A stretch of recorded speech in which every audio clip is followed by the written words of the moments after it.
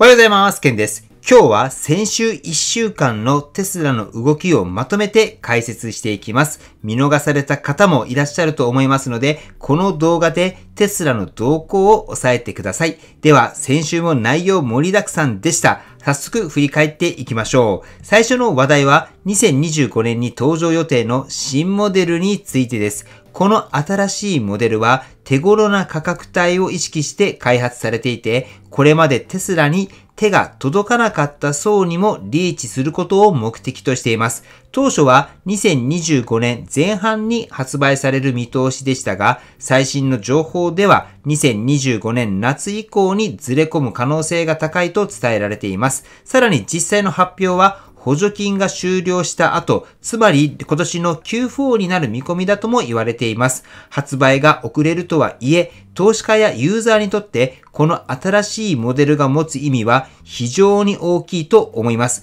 低価格モデルの登場っていうのは EV の普及を一気に加速させる可能性があります。特に世界中の新興国市場や若い層にもテスラが届くようになり、販売台数の拡大につながると考えられています。さらにテスラはこの新しいモデルだけではなく、同時にいくつもの未来プロジェクトを進めています。例えば大型トラックのセマイやロボタクシー向けのサイバーキャブ、そして人や物を効率的に運ぶロボバンなどです。これらの開発が示しているのは、テスラが単なる自動車メーカーではなく、移動の未来を作ろうとしているということになります。次に注目したいのは、すでに多くのオーナーにとって身近な存在であるモデル Y の進化です。今回大きく取り上げられたのは、バッテリー容量を変えずに航続距離を約 10% 伸ばしたという点です。普通なら航続距離を伸ばすには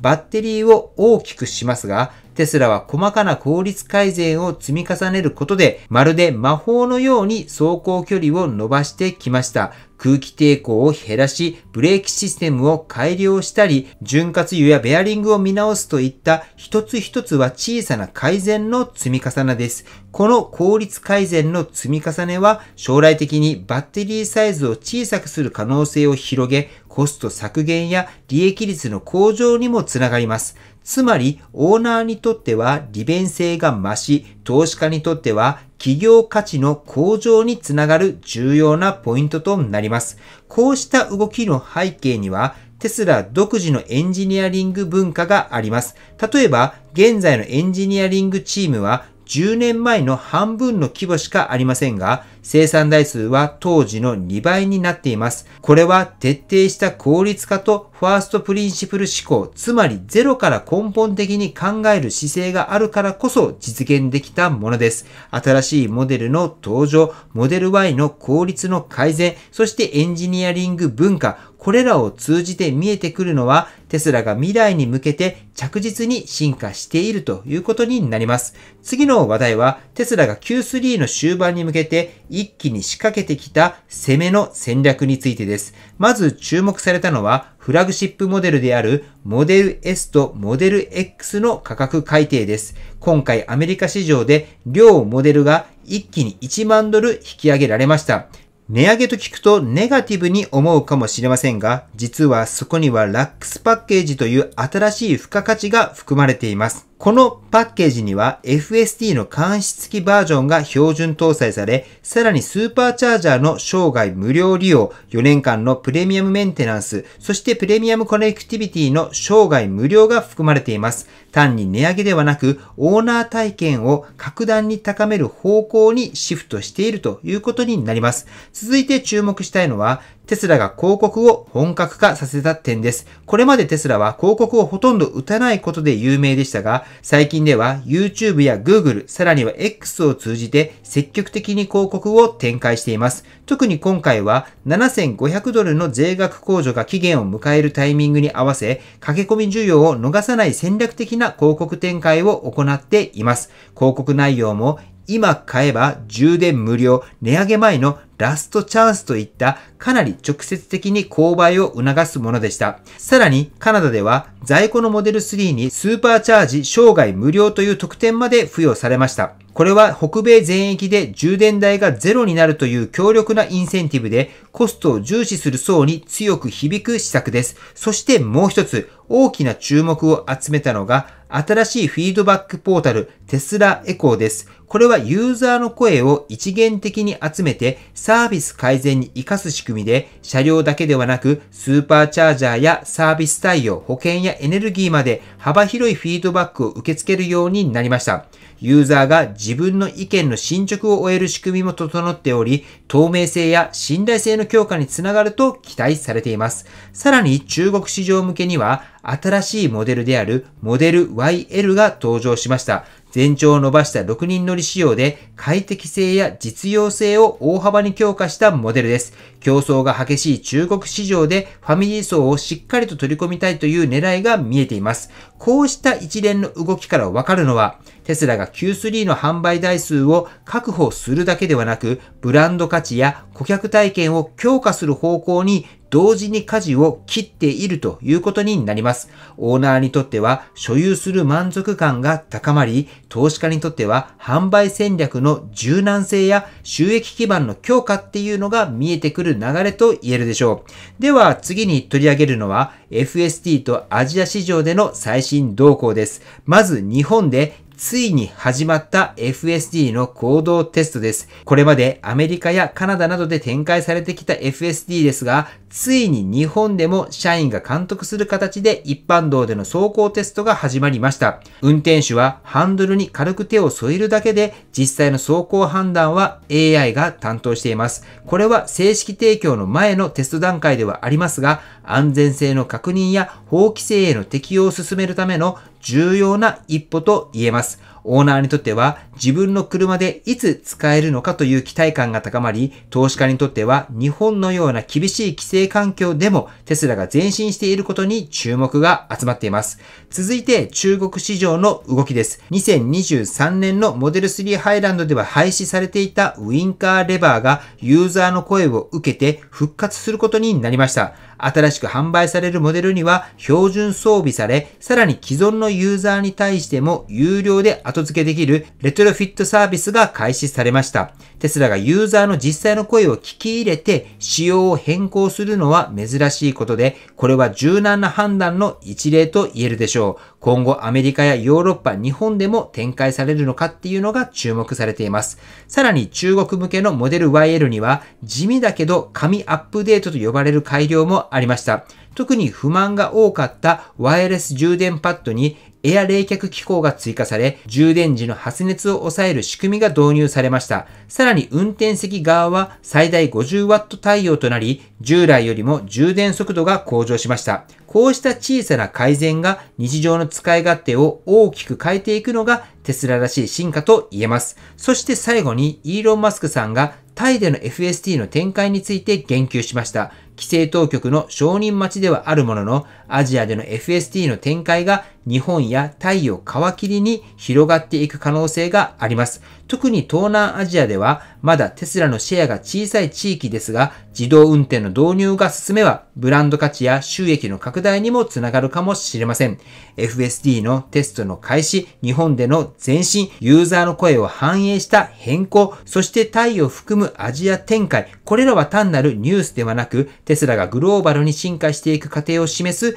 重要な動きだと感じます。では次の話題は日本で公開された FSD のテスト映像、そして中国で発表された新モデル YL についてです。まず FSD のニュースからです。先ほど日本での FSD の行動テストが始まったことをお伝えしましたが、テスラの公式アカウントがその映像を公開しました。場所は横浜、象徴的な港町で実際に一般道を走行する FSD の様子が映し出されています。テスラ AI の公式アカウントも横浜でのテスト開始を発表し、日本市場における前進をアピールしました。これは単に技術的な進展というだけではなく、日本市場での信頼性や規制対応への本気度を示すものとも言えます。オーナーにとっては近い将来、自分の車でも FSD が使えるのではないかという期待感が高まり、投資家にとってはテスラが日本市場でも次のフェーズに入ったっていう重要なサインとなるでしょう。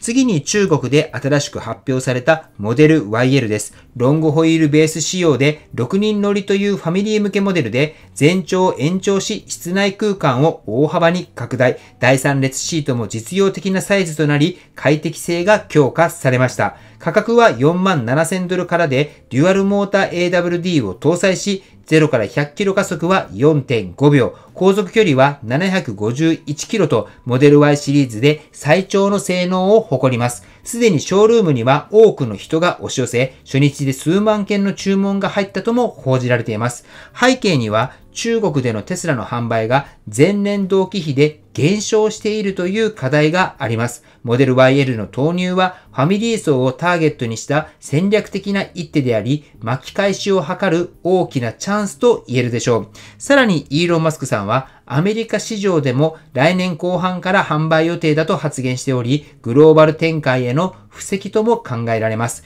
日本での FSD のテスト映像公開は日本市場における信頼の獲得と未来への期待を高め、中国でのモデル YL は競争の激しい市場でのテこ入れを象徴しています。テスラがアジアでどのように存在感を強めていくのか、今後も注目していきたいなと思います。続いては、アメリカで始まったテスラの中古車リースと規制当局からの調査です。まずは中古リースのニュースから。これまでテスラは新車のリースは行っていましたが、中古車にはリース提供をしていませんでした。ところが今回、カリフォルニア州とテキサス州で認定中古車を対象にしたリースがスタートしました。対象はモデル3とモデル Y です。条件がかなりインパクトがあります。頭金は0、月額は$215から日本円でおよそ3万円前後です。契約期間は12ヶ月または24ヶ月を選べ、走行距離は年間最大15,000マイル。リース終了後にそのまま購入することも可能です。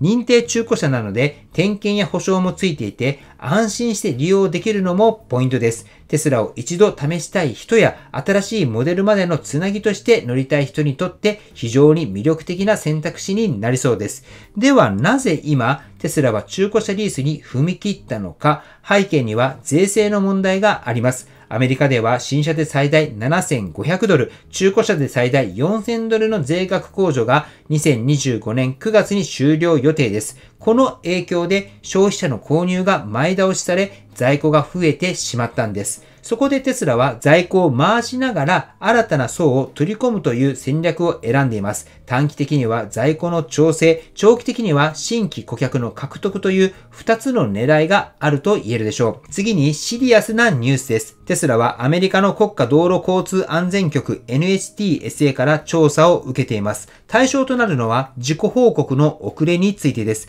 通常自動運転機能や運転支援システムを搭載した車両で事故が発生した場合、5営業日以内に報告する義務があります。ところが一部の事故では数週間から数ヶ月の遅れがあったと指摘されました。テスラはデータ収集システムの不具合によるもので、すでに修正済みと説明しています。NHTSA も標準的な手続きの一環とコメントしており、現時点では大きな問題としては扱われていません。ただし、FSD やロボタクシーの本格展開が近づいている中で、こうした規制対応は企業の信頼性に直結しています。対応の遅れが常態化していれば信頼を損ないますし、逆に改善が徹底されていれば評価にもつながっていくでしょう。中古車リースの導入はオーナーにとって新しい選択肢を広げる一方で、NHTSA の調査っていうのは規制対応の厳しさを改めて示しています。理想と現実の間で柔軟に動いているのが今のテスラじゃないかなと思います。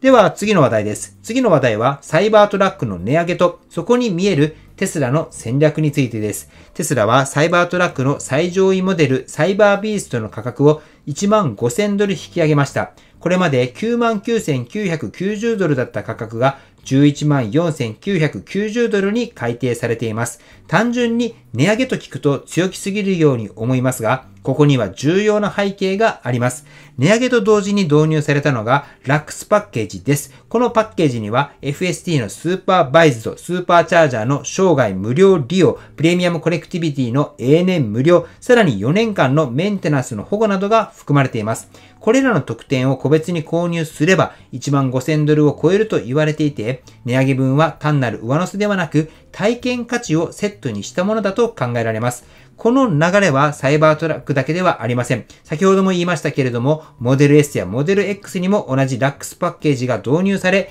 価格が上がる代わりに FST や無料充電といったサービスがバンドルされています。つまりテスラは今、車の性能そのものだけではなく、購入後の体験や所有する喜びを含めた総合的な価値で勝負する方向に舵を切ったということになります。さらにサービスセンターの改革も同じ流れにあります。修理中にテスラ車をレンタルできる仕組みやアクセサリーの販売の拡充、AI によるサポート改善など、ただの修理工場からブランド体験の拠点へと進化しようとしています。競争が激化する EV 市場で価格やスペックだけで差別化するのは難しくなっています。だからこそテスラは Apple やスターバックスのように製品以上に体験でブランドの魅力を高める戦略をとっているのだと思います。今回のサイバートラックの値上げはその象徴的な一手でした。価格の問題ではなく、どれだけ豊かな体験を届けられるのか、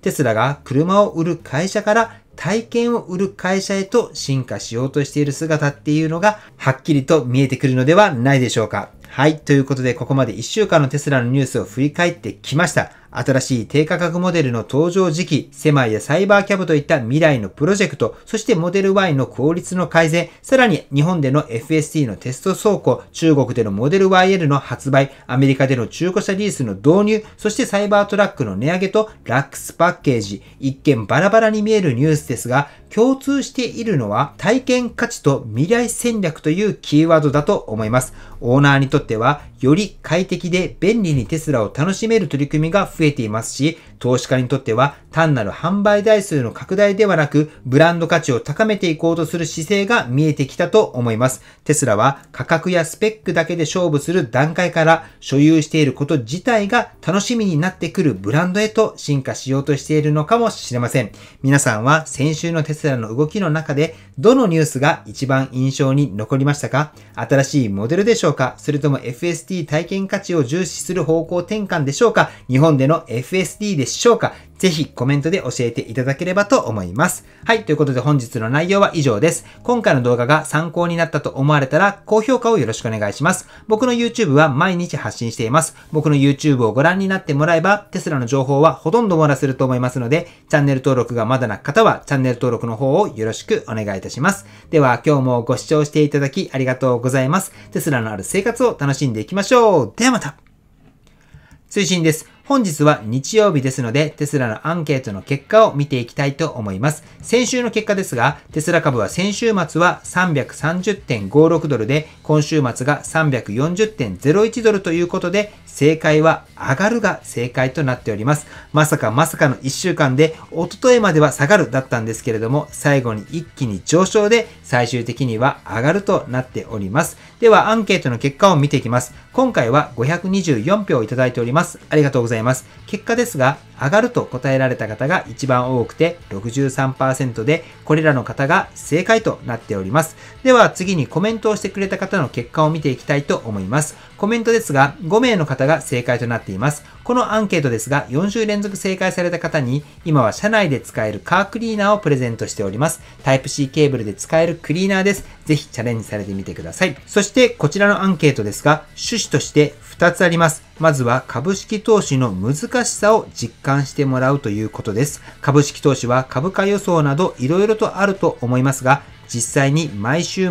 やることでその難しさがわかると思います。そして株式投資で上がるのか下がるのか、それがわかる人なんていないっていうことも実感ベースでわかると思います。しかし毎週行い、自分はこういった理由から上がると思う、下がると思うと毎週毎週考えることで自分の中の分析力も上がると思います。僕の YouTube ではテスラ株投資をされている方も非常に多く視聴されていて、投資をする際には何かしらの根拠や分析を持って投資をすると思います。その時に毎週自分なりの分析をするということは役立つと思います。ぜひ僕の YouTube を通じて毎週このアンケートは行っていますので、分析力アップ、そしてぜひ他の方のコメントもご覧になってください。そうすることでその視点もあるのかと勉強になると思います。そしてコメントを通じて参考になるコメントがあったら、いいねボタンを押してあげたり、コメントに返信されたりされてください。そしてコメント欄を通じてご自身の株式投資の勉強の場として活用してもらえればと思います。